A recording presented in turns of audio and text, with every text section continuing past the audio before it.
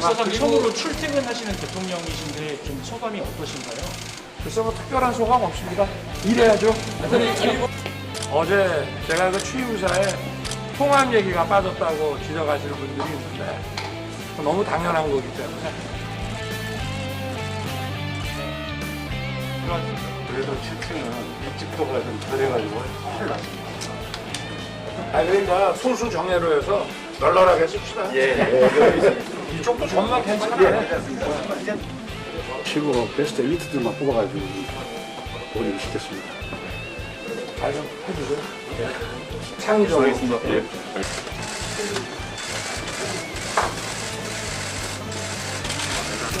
어려움이 어떠세요, 여러분? 일하게 하고 나도 미안한데 어떻게 하겠어요? 조금만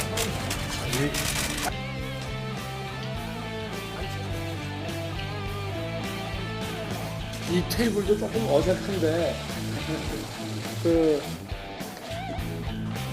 저하고 같이 하는 회의는 이제 프리스타일로 그래 뭐 오늘은 찍는다니까 근데 이거 다음부터 이런 거 없어 이제.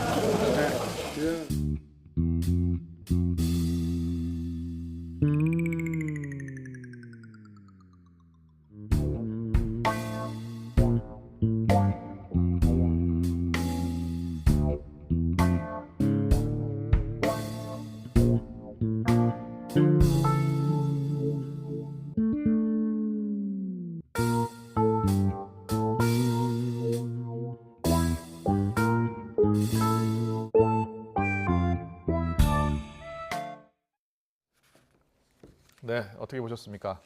영상으로 저희가 정리를 해드렸는데 윤석열 대통령이 오늘 서초동 자택에서 용산 집무실로 처음 출근을 한 겁니다.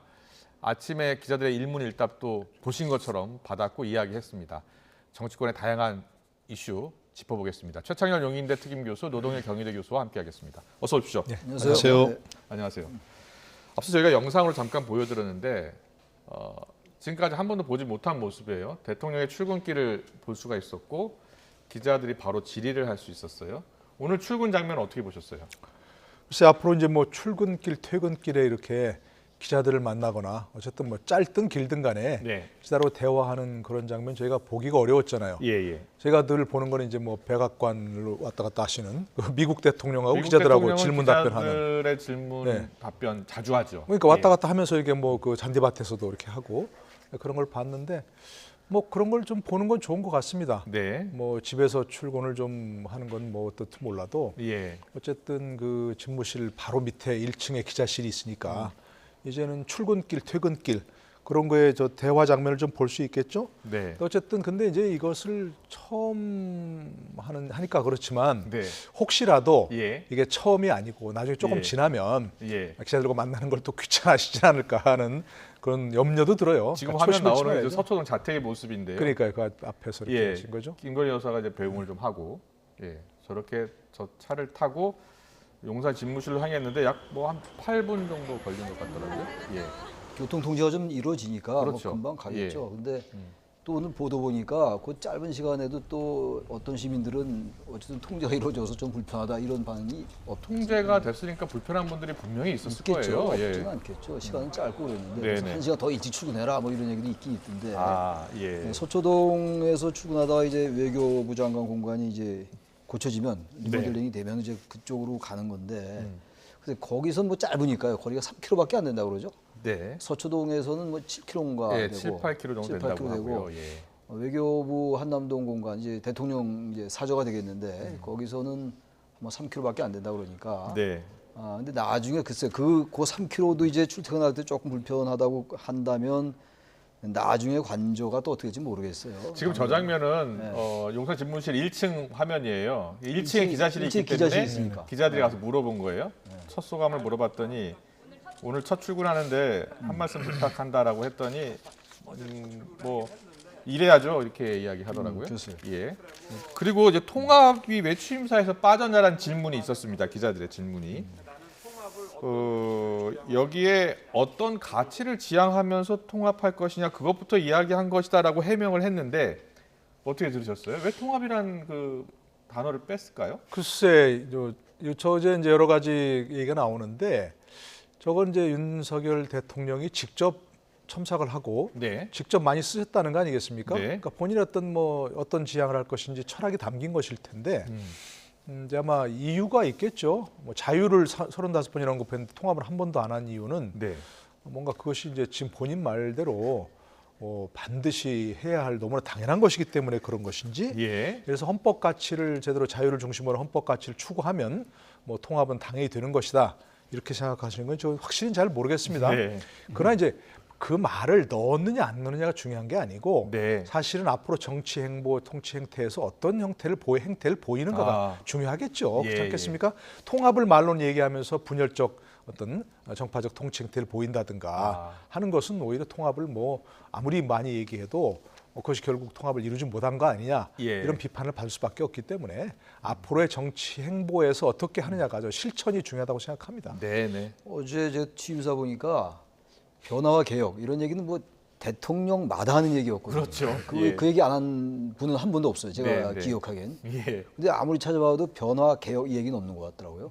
혁신이라는 단어는 있습니다. 혁신. 그렇군요. 혁신이 예. 있는데 변화, 개혁 없고 자유란 단어가 35번 나왔다고 워낙 많이 나오고 하고요. 예. 시민 뭐 이제 시민이 15번 나왔다고 네. 그러는 거 아니에요? 시민, 국민이 주인 나라를 얘기했단 말이죠. 네. 근데 어쨌든 통합과 협치는 워낙 또 많이 얘기됐던 거 아니에요. 그러니까 예. 아마 그게 진부하다고 느꼈을 수 있어요. 어제 예. 취임사가 과거 역대 대통령들의 취임사하고는 약간 패러다임 자체가 다르더라고요. 네네. 나열식으로 쭉 뭐 하겠다 쭉 이런 공약 같은 거였잖아요. 근데 어제는 그런 게 아니었고 네. 그런 면에서 빠질 수 있다고 생각합니다. 우리 기자들 입장에서는 가능하면 모든 현안에 대해서 대통령한테 자유롭게 묻고 네. 대통령이 저렇게 출근길 잠시 뒤에 퇴근하려면 퇴근길에 자주 묻고 자신의 생각을 잘 국민에게 밝혀주셨으면 좋겠습니다. 근데 오늘 윤석열 대통령이 수석 비서관 회의도 처음으로 주재를 했습니다. 5층 이제 회의실에서 주재를 했다는데 저희가 화면을 좀 보여드리겠습니다. 이게 수석 비서관 회의 이 화면을 저희가 문재인 정부 수석 비서관 회의를 좀 비교를 해보려고 화면을 준비했는데요. 잠깐 보겠습니다. 자, 지금 보면 문재인 대통령 수석 비서관 회의와 윤석열 대통령이 주재한 수석 비서관 회의를 보시면요. 물론 집무실 크기가 좀 다르기도 합니다만 이 테이블과 테이블 사이가 상당히 좁다는 점을 이렇게 확인을 할 수가 있죠. 자, 어떻게 보셨어요? 예. 그 지금 이제 문재인 대통령 그 수석비서관회의가 우리가 지금까지 봐왔던 그런 수석비서관회의 모습 아니겠습니까? 그렇습니다. 역대 예. 대통령들이. 예. 근데 저렇게 비서관 회의를 하면서 저렇게 뭐 마이크를 사용해야 될 정도로 저렇게 간격이 떨어져 있고 예. 그러면 저 토론이 잘 되겠습니까? 예. 엄숙한 그런 모습이고 분위기고 네.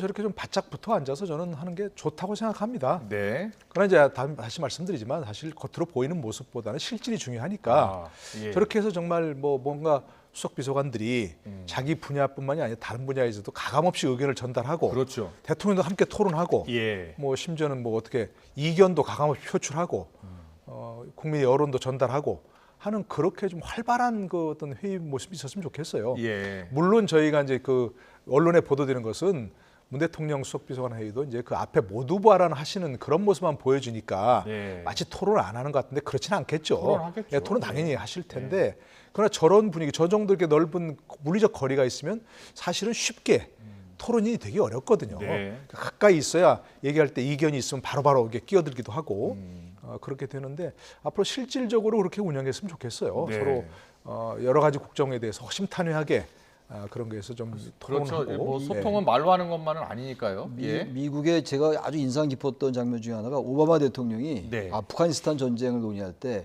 자신은 전문가가 아니니까 군사 지휘관들 앞에 세우고 옆에 이렇게 쪼그리고 앉아 있는 사진 보신 거 예. 같아요. 지하 벙커에서 네. 있었던 화면. 그 사진이 아주 사진이었던 인상적이거든요. 것 같아요. 예. 그 대통령이 국군 통수권자일 텐데 예. 미국도. 근데 어쨌든 대통령은 그쪽 군사 전문가는 아니란 말이에요. 지휘관들한테 양보하는 거. 네. 우리나라로서는 상상이 안 가는 거잖아요. 예, 근데 예. 이번에 저렇게 공간도 바꿨으니까 윤석열 대통령이 공간이 의식을 지배한다고 그랬었잖아요. 집무실 네, 이전할 네. 때. 회의도 저는 사실은 이게 너무 말도 떨어져 있고 그러면요. 예. 위압감이 생겨가지고 더나 대통령이잖아요. 할 말 잘 못한다고요, 솔직히. 그래서 형식보다 네. 이제 내용이 중요하다는 네. 말씀을 또 해주시고 진짜 실질적인 소통을 좀 했으면 좋겠다는 네. 말씀을 해주신 것 같습니다. 실제로 그렇게 소통이 잘 이루어졌으면 좋겠고요. 그리고 지금 윤석열 대통령이 내일 이제 국무회의 이제 주재하려고 하는데 국무회의가 열릴 수 있는지 법적으로 왜냐하면 윤석열 대통령이 지금 7명의 장관만 임명했거든요. 근데 국무회의 개의를 하려면 저희 YTN 취재기자가 확인한 결과 11명은 돼야 된다는 거예요. 그럼 11명을 임명을 해야지 이게 소집이 가능한 겁니까? 아니요. 그러니까 현재 예. 지금 재직 중인 장관들 있지 않습니까? 그렇죠. 그 사람 사표를 다 받지 않았으니까 예. 지금 박범계, 전해철 이런 정치인 장관들은 다 이제 사표를 수리했고. 근데 윤석열 문재인 대통령은 자신이 임명한 장관으로 첫 국무회의를 열고 싶어하는 것 같더라고요. 그러면은 오늘이라도 임명을 해야죠. 왜냐하면 인사청문회가 끝나고 예. 지금 인사청문 요청서를 다 재송부를 요청했는지 모르겠습니다만 네, 네. 일단 인사청문 요청서를 재송부 요청했다면 보고서를 예. 임명할 수 있습니다. 언제든지. 근데 그 시간이 다 지났는지 잘 모르겠습니다. 네. 그러니까 7명 임명하더라도 그래서 국무회의 개의 규정을 보면 개의는 그 구성원의 과반수로 개의할 수 있거든요. 그러니까 18명이니까 뭐 10명, 11명이면 되는 거죠. 10명까지 네. 되는 건데 지금 7명 임명했고 오늘이라도 뭐 혹시 그런 국회법 인사청문회법에 어긋나지 않는다면 예. 뭐 4명 임명하면 되는데 박진 장관 등은 임명하다는 거 아니겠습니까? 지금 네. 얘기한 것처럼 외교부 장관 등 외교부 장관, 행정안전부 장관 예, 예. 이런 분들 임명해서 11명 맞출 수 있으면 되고 네. 안 그러면 뭐 지금 현재 아직 사직을 하지 않고 있는 일부 장관들 함께 참여시켜서 뭐 하는 것도 문제는 없겠죠. 예. 그 의결만 참석자들의 3분의 2면 되니까요. 예. 네, 현재 참석은 11명 이상이면 되는 겁니다. 일단 내일 추경 편성을 해서 국무회의를 개최를 정말 제대로 하기 위해서는 이제 거대 야당이죠. 이제 민주당이 협조를 구해야 하잖아요. 그러네. 한덕수 총리 임명 동의안도 사실 처리가 빨리 됐으면 이런 고민을 할 필요가 없었을 텐데 오늘 여야가 만나긴 만난 것 같아요. 근데 한덕수 총리 후보자 인준을 마냥 미루기 어려울 거예요. 예. 지금 이제 이낙연 총리 같은 경우는 20일이나 걸렸기 때문에 마찬가지다라고 얘기하는데 예. 제가 시간을 계산해 보니까 그때하고 좀 달라요. 그때는 5월 10일 날 이제 문재인 대통령이 취임을 했고 2017년도에 네. 그리고 이낙연 당시 총리 후보자가 인준된 게 6월 1일이더라고요. 20일이에요. 예. 20일 맞는데 예. 이번에 이제 총리 내정된 게 4월 3일이었고 지난달 3일이었어요. 네. 그리고 그 이후에 청문회가 5월 2일, 3일 양일간 열렸거든요. 그러니까 그렇게 단순 기준으로 보면 지금 훨씬 길이 늦춰진 거죠 지금. 예. 단순 20일이라고 보기는 어려워요. 근데 지금 이제 인준 표결이 꽤 늦어지고 있기 때문에 예. 적어도 16일 날은 인준을 해야 될 것 같아요. 그 전에 네. 해야죠. 계속 인준을 미루면 표결이 인준이 될지 안 될지 모르겠습니다만 계속 여러 그 가지 비판을 많이 생각을 받을 하고 거예요. 있는 것 같아요. 여야 모두 뭐 지방선거도 곧 있고 여러 생각을 할 텐데 일단은 지금 여야는 계속 공방을 벌이고 있습니다. 한덕수 총리 후보자 임명 동의안 인준을 놓고 여야의 공방 내용을 좀 들어보고 다시 토론 이어가겠습니다. 총리는 과거 노무현 정부 때도 이제 통리를 지내신 적이 있고 오히려 민주당 정부에서 총리 지내신 분들을 저희가 다시 선임한 거는 이 여소야대 상황 속에서 민주당에 대한 배려 의지도 있는 거거든요. 그런데 이 호의를 뭐로 갚는 겁니까 이게 진짜? 이낙연 전 국무총리 이분 같은 경우는 국회 임명 동의안 제출되고 나서 21일 걸렸습니다. 왜 본인들은 당장 며칠 안에 처리 안 하면은 이게 우리 민주당이 무슨 큰 발목을 잡는 것처럼 이렇게 정략적으로 몰아가는 것이죠. 납득할 수 없습니다. 네. 뭐 이준석 대표는 정쟁하지 말라라고 하고 박홍근 원내대표는 앞서 잠깐 이야기하셨는데 이낙연 총리 이야기를 하고 있습니다. 발목 잡기 프레임 이야기하지 말라는 건데요. 일단 시정연설이 오는 16일 본회의에서 예정이 돼 있어서 이때 혹시 표결이 될까요? 보통 그런 때는 본회의 열어서 시정연설만 듣고 끝나는 게 보통 상례죠. 예. 다른 의안을 처리하거나 그러지는 않는데 만약 필요하다면 뭐 오후에 할 수도 있는 거겠죠. 네. 해야 되고요. 근데 뭐 예전에는 어땠느냐, 뭐 지금은 어떠냐 이렇게 따질 이유는 전혀 없는 거고요. 총리를 인준하고 안 하고 국회 차원에서 동의하고 안 하고는 국회 권한입니다. 네. 민주당에서 반대한다면 얼마든지 부결을 하면 되는 것이고. 예. 그러나 본회의를 열어서 임명 동의안을 처리하는 건 국회의 또 의무기도 합니다. 예. 권한이자 의무니까. 그래서 만약에 지금 민주당의 얘기대로 부적격하다, 이러저러한 이유로 부적격하다 그러면 당연히 본회의를 열어서 투표해서 네. 부결시키면 되는 겁니다. 그건 누가 뭐라고 할 수 없습니다. 예. 그러나 그걸 본회의도 열지 않고 네. 그다음에 계속해서 마침 무슨 어떤 장관을 임명하지 않으면 뭐 해주겠다는 식으로 뭐 공식적으로야 그렇게 얘기 안 한다고 하지만 일부 뭐 고려할 수밖에 없다는 게 바로 그런 거 아니겠습니까? 네. 그렇다면 이건 좀 권한을 넘는 의무 사항을 제대로 이행하지 않고 있는 거죠. 네, 알겠습니다. 지방선거 이야기 할까요? 네. 예. 6월 1일 지방선거 이제 21일 남았습니다. 인천 계양을 보궐선거에 출마한 이재명 민주당 상임 고문 오늘 총괄 선대위원장으로 임명이 됐습니다. 국민의힘에서는 여전히 이재명 상임 고문의 출마를 방탄용이다라고 주장을 하고 있고 이재명 상임 고문은 이렇게 이야기를 했습니다. 자, 차례로 듣고 오겠습니다. 이재명 전 경기지사의 인천 계양을 출마 선언은 한마디로 검찰 수사로부터의 도망입니다. 송영길 대표의 희생을 밟고 국회에 무혈 입성하려는 것입니다.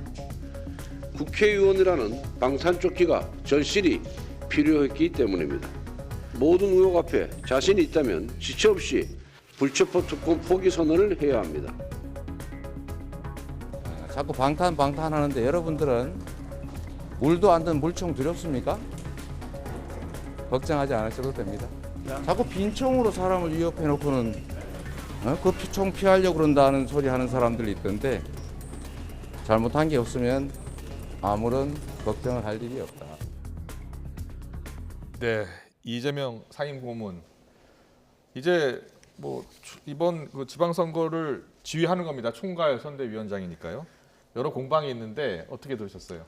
근데 불체포 특권 포기선은 아직 뭐 당선이 안 됐으니까 네. 지금 선거 기간인데 굳이 하기는 어렵겠죠. 예. 그러니까 이것도 굳이 자꾸만 이 국민의힘에서도 방탄 얘기 그만해야 될 것 같아요. 네. 결국은 국민이 판단할 것이고 국회의원 되더라도 국회의원에게 있는 게 불체포 특권인데 네. 회기 중에 해당하는 거예요. 그렇습니다. 국회 회의가 아닐 때는 전혀 관계 없어요. 예. 그런 다음에 이제 권성동 원내대표 같은 경우도 영장 심사 받았어요. 회기 중에. 그러니까 정말 그때 가서 여론이 이렇게 형성되면 만약에 이재명 후보가 당선되더라도 말이죠. 배지를 달더라도 영장 실시 심사 받고 하면 되는 건데 만약 그때 가서 불체포 특권을 이용해 가지고 방탄에 숨는다. 특권의 방탄에 숨는다. 그렇다면 그게 아마 국민 여론이 용납을 안 할 거예요. 아마. 네. 그러니까 이 문제 가지고 계속 싸우는데 지금 요즘 나오는 이 정치 현안들이 너무 반복되는 게 너무 많아요. 네. 그러니까 이런 얘기 너무 많이 하기 때문에 유권자들이 아주 피곤하거든요. 그러니까 이것도 놔두고 계양을 유권자들이 뽑으면 그것도 국민의 선택입니다. 그러니까 너무 이 공방을 좀 그만했으면 좋겠고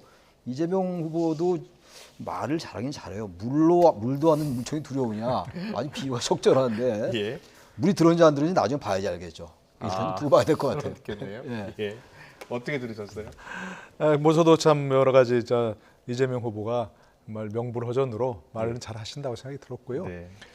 저는 이제 그 대결 구도가 지금 완성됐죠. 이재명 후보 출마하니까 뭐 유니스 구원을 공천한다 이런 얘기도 있었는데 있었죠. 개인적으로는 별로 바람직하지 않다고 생각했습니다. 왜냐하면 그게 지금 현재 국민의 입장에서는 국민 입장에서는 뭐 유니스 구원을 공천한 이유가 유일하게 무슨 뭐 이재명 떨어뜨리기 이거 아니겠습니까? 이른바 자객 공천이라는 말을 일본에서 많이 쓰고 있는데 그런 걸 또 갖다 쓰는 것도 별로 바람직하지 않고요. 그러면 뭐 저기서 이재명 후보가 저기 출마한 것이나 유니스 구원을 후보를 만약에 공천했다면 하는 것이나 유권자들은 안중에도 없고 마치 자기들끼리 대결만 하는 그런 거 아니겠습니까? 그러니까 어쨌든 바람직하지 않고 현지에서 계속해서 뭐 출마했던 분을 공천한 것 같죠? 그렇습니다. 예, 현지에서 계속해서 출마했던 현지 당협위원장을 공천한 건 저는 잘했다고 생각합니다. 만약에 국민의힘에서 했다면 이재명 후보가 연고 없는데 출마했다 이렇게 비판할 수 없지 않습니까? 그러니까 거기에 연고가 분명히 있고 그 지역에서 활동한 분을 공천하는 게 저는 맞다고 생각하고요. 그건 잘했고 어쨌든 그 이재명 후보는 저기서 만약에 이제 당선이 된다면 뭐 아직 확실치 않습니다만 당선이 된다면 앞으로 또 대표가 되고 그러면 결국 민주당의 거당적인 보호를 받을 수는 있겠죠. 그게 그렇다고 해서 뭐 법을 만약에 본인 말대로 뭐 잘못한 게 없으면 두려워할 이유가 없지만 잘못한 게 있다 만약에 잘못한 게 있다면 국회의원 배지 또 민주당의 보호 이런 게 궁극적으로는 의미가 없는 거죠, 사실은. 지금 뭐 곽상도 전 의원이라든지 이상직 의원이라든지 이분들도 곽상직 의원이 이제 뭐 얘기가 다르지만 이상직 의원은 아직도 본인이 현직 의원이지 않습니까? 그럼에도 불구하고 이렇게 구속돼 있는 상황 아닙니까? 재판을 받고. 그러니까 저게 뭐 예를 들어서 배지 하나 다는 게 뭐 방탄이다. 그게 궁극적으로 효과가 없다는 사실이고요. 저는 민주당도 상당히 좀 사정이 있다고 생각합니다. 지금 현재 어떤 구심점이 없잖아요. 예. 구심점이 없고 비대위 체제인데 비대위원장들의 말이 속된 말로 말이 잘 통하지 않지 않습니까? 그리고 비대위원장들이 전국을 다니면서 무슨 지원 유세 같은 게 가능하지 않은 상황이고 그렇지 않습니까? 예. 그러니까 저는 이재명 후보를 내세울 수밖에 없는 불가피한 사정도 있었다고 생각을 합니다. 민주당으로서는. 예, 알겠습니다. 여기까지 듣고요. 송영길 전 민주당 대표 이야기 잠깐 하고 가겠습니다. 송영길 전 민주당 대표 지금 서울시장 민주당 후보죠. 그런데 지금 분당 갑에 출마한 안철수 전 위원장을 언급했는데 안철수 전 위원장이 이재명 상임고문과 맞붙고 싶지 않다라는 취지로 말을 했다라는 주장을 했습니다. 어떤 이야기를 했는지 듣고 오겠습니다. 안철수 후보님하고 이번에 부처님 오신 날 옆자리에 앉아 대화를 나눴는데 안철수 후보님도 100% 동의했습니다. 두 분이 성남에서 부딪히는 것은 좋지 않다. 대선이 끝난 지가 엊그제 안 됐는데. 안철수 위원장이 그런 얘기했어요? 그렇습니다. 아니, 저도 그렇게 공식적으로는 붙자고 하셨는데 그분? 정치니까 그렇게 하겠지만 내심으로는 서로 간에 그렇게 부딪히는 게 안 좋다는 게 동의하죠. 자, 일단은 안철수 후보 측에서는요. 송 전 대표의 이 발언에 대해서 곧장 반박했습니다. 누구 말이 맞는지 확인이 좀 필요한 상황이긴 해요. 근데 옆자리에 앉아서 이야기한 거를 바로 그거 확인이 가능하겠어요? 예. 우리나라 정치에서 도대체 양쪽의 말이 다른 게 뭐 한두 개가 아니잖아요. 진실공방, 뭐 이걸 거창하게 뭐 진실공방이라고 할 것까지는 아닌데 네. 안철수 후보로서 당연히 그런 말 한 적 없다고 그러겠죠. 송영길 대표가 또 후보가 그래서 없는 말을 만들어야 했는지도 모르겠는데 하도 우리나라 정치들은 없는 말도 많이 만들어 그래서 네. 이건 누구 말이 맞는지 모르는데 어쨌든 간에 그런 두 후보가 맞붙는 건 서로 부담스러웠겠죠. 안철수 후보 말로는 이재명 후보가 나와 맞붙는 걸 원치 않는 건 아니었는가 뭐 이런 취지로 얘기를 했어요. 예. 그러니까 송 후보죠. 네. 전 대표가 무슨 의도로 그러는가 하지 잘 모르겠어요. 그러나 이제 사람들이 자꾸 왜 분당에서 피해가지고 인천으로 가냐 이러니까 안철수 후보가 얘기하기를 그게 맞대기 좋지 않으니까 그러니까 인천 계양을 출마가 훨씬 좋은 거다. 네. 긍정적인 거다. 뭐 그렇게 하려고 하신 말씀 같긴 한데 네. 뭐 그렇다고 저게 큰 무슨 의미가 있겠습니까? 그래서 또 뭐 녹취록이 나오는 것도 아니고 그러니까 예. 뭐 그냥 웃고 넘어가는 게 좋을 것 같습니다. 네. 예, 그렇게 하겠습니다. 예, 여기까지 듣고요. 김건희 여사 이야기 잠깐 하고 갈게요. 조용한 행보를 보였던 김건희 여사 앞서 저희가 화면으로 잠깐 보여드렸는데 오늘 윤석열 대통령 반려견들과 함께 이렇게 배웅하는 모습이 카메라에 잡혔습니다. 잠깐 볼까요? 예. 네, 저 장면이었죠. 앞서 저희가 영상으로도 보여드렸는데 김건희 여사가 과연 향후에 어떤 역할을 할 것이냐. 국가 원수 부인으로서 해야 할 역할을 해야 한다라는 이야기도 있고 또 새로운 역할을 이야기하는 분도 있어요. 근데 국가 원수로서의 부인의 그 정형화된 역할은 별로 없는 겁니다, 사실은. 네. 물론 이제 해외 순방할 때 외국 정상 부인들과 어울리고 그런 것들은 하나의 공식적인 일정이니까 네, 그건 당연히 할 것이고. 근데 지나치게 대통령 부인의 역할이 이러해야 된다라고 자꾸 얘기하는 거는 저 소모적인 공방인 것 같아요. 예. 이미 제2부속실은 폐지했잖아요. 네네. 현 정부가 윤석열 정부가 그렇게 운영하기로 했기 때문에 일단 좀 지켜보고 과연 김건희 여사의 내조가 어떤 것인지 어떤 스타일인지 새로운 스타일을 창출할 수 있는 거 아니겠어요? 그래서 네. 아직은 조금 더 지켜본다는 얘기라는 게 맞는 것 같습니다. 이 부분은. 어떻게 보셨어요? 예. 글쎄요. 요즘 세태에서 여성은 더 내조하는 역할을 그친다 이렇게 얘기하면 받아들이겠습니까? 젊은 여성들이. 그러니까 저는 뭐 그렇게 뭐 내조에 전념해야 된다 이것도 사실 바람직하지 않은 그런 얘기 같고요. 예. 뭐 어떤 역할을 어떻게 해야 할지는 차차 조금 그야말로 윤석열 대통령이 얘기하신 것처럼 창의적으로 생각할 필요는 있을 것 같아요. 네. 그러나 이제 본인이 하던 대로 무슨 뭐 전시회를 기획한다 이거는 뭐 100% 자본이 날 수밖에 없는 거니까 그렇군요. 좋은 의도를 하더라도. 미국에서 질 바이든 예. 그 미국 대통령 질 바이든 여사 있잖아요. 예, 예. 질 바이든 여사의 역할처럼 본인 교수 생활도 계속 하고 계속 있거든요. 하고 있죠, 예. 자기를 계속하는 대통령 부인 괜찮지 않느냐 이런 그러니까 이야기 하는 분도 있어요. 예, 아니까 물론 그런데 예. 그것과 이제 예를 들어서 어떤 학교에 속해서 가르치는 일과 본인이 저는 전시 기획 같은 거는 전혀 다르죠. 아무리 예. 좋은 의도로 전시 기획에서 자금이 뭔가 날 하더라도 수밖에 자금이 없다. 날 수밖에 없는 거죠. 뒷만이 날 수밖에 없고 그럴 그러니까 수 그런 거는 있겠네요. 이제 뭐 윤 대통령 재임 기간 중에는 좀 접는 게 좋고 그래서 지금 반려견 문제 같은 거 그런 거에 어떤 뭐 공익적 역할을 하는 거 뭐 그런 것은 상당히 바람직하지 않을까 저는 예. 그렇게 생각합니다. 그렇군요. 예. 그래도 이제 흔히 말하는 이해 충돌 얘기 요즘 많이 하잖아요. 그렇죠. 대통령 부인은 이해 충돌 안 되는 게 하나도 없어요. 극단적으로 얘기하면. 그러니까 아무것도 못해. 그렇게 따지면 아무것도 못하는 거고 그냥 특별하게 문제되지 않으면 그렇겠네요. 활동할 수 있어요. 본인이 하던 거. 왜 대통령 부인 됐다고 아무것도 못해야 됩니까? 공익이라는 초점을 맞추면 가능할 것도 같아요. 할 수 있죠. 공인으로서 역할이 있는 것이고 또 사인으로서 또 대통령 부인이지만 대통령 부인이 이전에 김건희라는 또 개인일 수도 있잖아요. 다 같이 해서 합리적으로 하면 될 것 같아요. 알겠습니다. 어제 윤석열 정부가 출범했는데 정치권 곳곳에서 말실수가 이어져서요. 김부겸 국무총리의 말실수 잠깐 듣고 오겠습니다. 역사적인 역사적인 윤석열 정부가 출범했습니다. 대한민국과 정부의 제가 이게 문재인 정부 총리가 되다 보니까 문재인이 입에 익어서 그러는 대한민국과 윤석열 정부의 힘찬 출발과 성공을 위하여 건배를 드리겠습니다. 이 권성동 원내대표도 문재인 정부가 출범했습니다. 1대1로 비겼는데 저희들도 문재인 정부 얘기를 얼마나 많이 했어요, 5년 동안. 그래도 아직은 이틀밖에 안 됐지만 제가 문재인 정부라는 얘기는 안 했는데 저분들은 명색이 총리고 원내대표인 분들이 저렇게 실수를 하는지 웃고 넘어가야죠. 뭐 저거 문제될 건 없는 건데 아무튼 그만큼 우리가 문재인 정부 얘기를 많이 했다 이렇게 느껴집니다. 여소야대 이제 시작된 거잖아요. 시작됐고 윤석열 정부가 참 넘어야 할 사안이 많은데 윤석열 대통령이 어떻게 이 여소야대 정국을 돌파할 때 어떤 역할을 어떻게 해야 될 것 같아요? 많은 분들이 직접 야당과도 소통하는 모습 보여주면 좋겠다는 이야기 하는 분도 많거든요. 네, 저도 한번 얘기했는데 문재인 대통령에 대해서 참 아쉬웠던 부분 중에 하나가 그 이제 의원들, 민주당 의원들 많이 초대해서 뭐 만찬도 하고 그런 자리를 가지셨잖아요. 근데 왜 그때 예를 들자면 상임위 차원에서 전체적으로 여야대 의원들 함께 그랬으면 초대해서 의견도 나누고 얘기도 했으면 명분이 있잖아요. 근데 그때 전부 몇 번 의원들을 초대해서 식사할 때 한 번 빼고는 계속 민주당 의원들만 초대했어요. 저는 그게 별로 바람직하지는 않다고 생각하고요. 미국 대통령의 역할 중에 아주 중요한 것 중에 하나가 그런 야당 의원들 만나서 식사하고 또 뭐 같이 전화하고 전화 받은 사람은 처음에는 깜짝 놀랐지만 역시 받은 다음에는 자기가 뭐 예를 들어서 오바마 케어 같은데 굉장히 반대하던 사람도 극렬하게 반대를 못 한다는 거 아닙니까? 그리고 이제 상임위원들을 이렇게 만나면서 어떤 때 제가 기억이 나는 게 오바마 대통령 때 제일 문제가 바로 오바마 케어 아니었습니까? 오바마 케어에 그렇게 반대하던 사람들이 많았으니까요.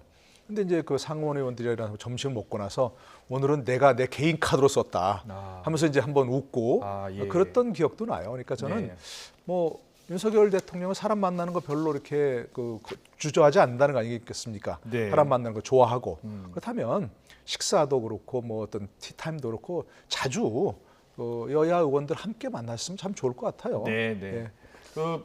오늘 첫 출근길에 특별한 소감은 없고 일해야죠라고 했는데 일을 제대로 하려면 야당과의 협치가 중요하지 않습니까? 야당과 뭐 굳이 소통이라는 단어 안 쓰더라도 야당과 얘기가 안 되면 얘기가 안 돼요, 진짜. 법안이 통과돼야지 뭐 정책이 시행될 거 아니겠어요.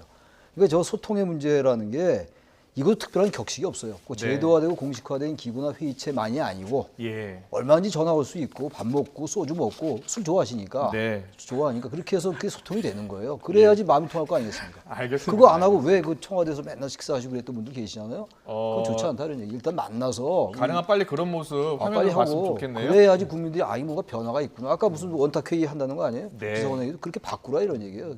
야당 의원과 소통 안 하면요. 아무리 좋은 뭐 철학이 담기고 어떤 정책이 있어도 이게 뭐 어떻게 입법이 안 되는데 어떻게 하겠어요? 그건 인정해야 됩니다. 알겠습니다. 여야 대치 정국이 계속되고 있는데 두 분 말씀대로 협치하는 모습을 가능한 빨리 볼 수 있었으면 좋겠습니다. 지금까지 최창현 용인대 특임교수, 노동일 경희대 교수와 함께했습니다. 잘 들었습니다. 감사합니다. 고맙습니다.